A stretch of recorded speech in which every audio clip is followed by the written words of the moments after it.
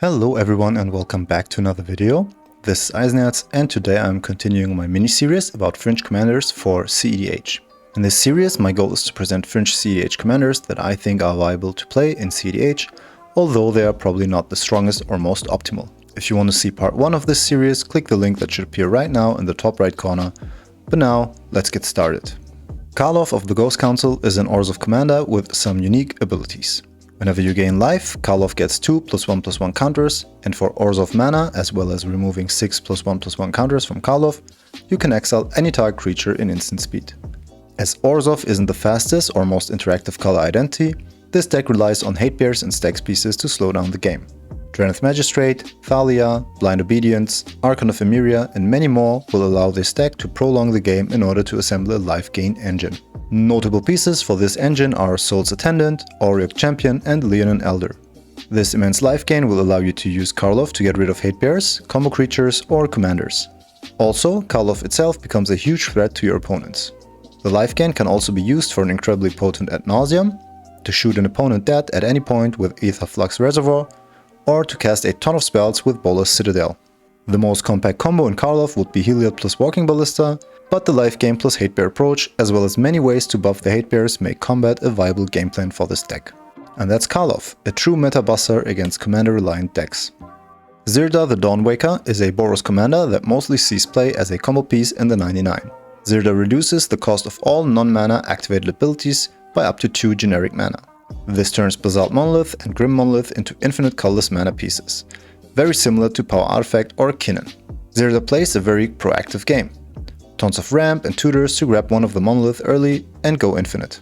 Also, because Zirda itself is just a combo piece and not an outlet, the deck plays a bunch of different tutorable outlets such as Walking Ballista, Staff of Domination, and Goblin Cannon. Alternatively, the deck can make infinite mana with a classic Bomberman combo, or it can win the game with the known Heliod plus Walking Ballista combo. Another very interesting card in this deck is Mere Welder, which allows you to reuse your monolith or outlets even if they are in the graveyard. I've played against this deck quite a few times and it can be incredibly explosive. Of course, it is somewhat linear and telegraphed, but the high density of tutors and outlets allows it to threaten a win turn after turn. And that's Zirda.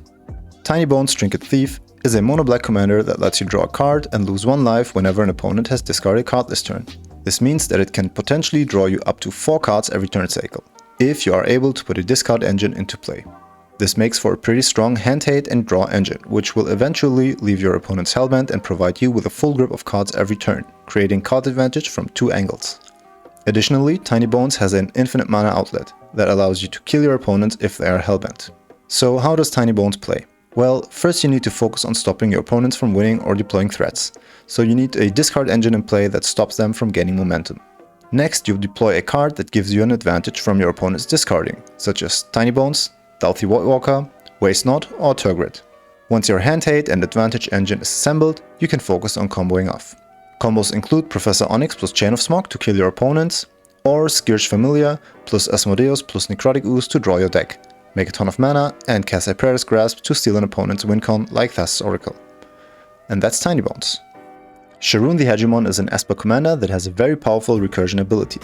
When it enters the battlefield, you can return any artifact card from your graveyard directly to play.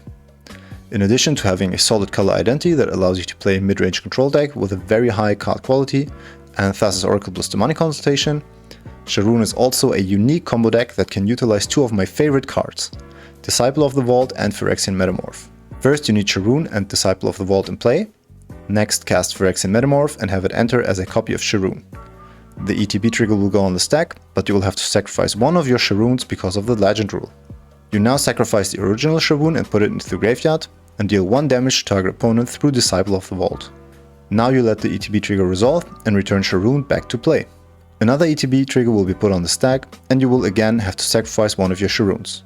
Repeat this loop until you have dealt lethal damage to all of your opponents to win the game. And well, that's it. Of course, you can find links to primers and Discord channels in the description box down below. If you guys enjoy these Fringe Commander videos, please let me know. Like and share the video, drop a comment down below about a commander you want to see in this series, and of course, don't forget to subscribe to my channel if you haven't already. This is Eisenherz and Auf Wiedersehen.